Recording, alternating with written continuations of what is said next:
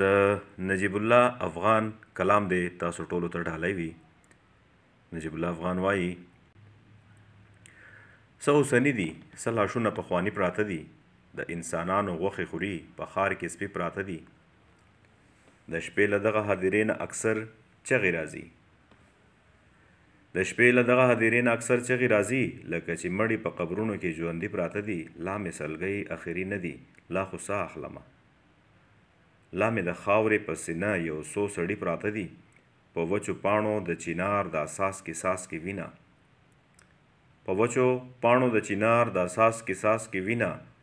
د ګودر غاړې ته ټوټې ټوټې منګي پراته دي، او څوک به مې وویني رسوا بشم په زړه کافره. څوک به مې وویني رسوا بشم په زړه کافره. روغ روغ غاښونه د زما په اننګي پراته دي، او پرېږده بوتانو ته چې سر ټیټ کړي که خدای وویني.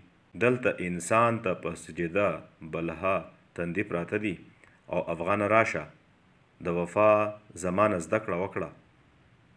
افغانه راشه د وفا زمانه زده کړه وکړه. د بل په کور کې مې په لیچو ستا بنګړي پراته دي. ډېره مننه، خوشحاله اوسئ.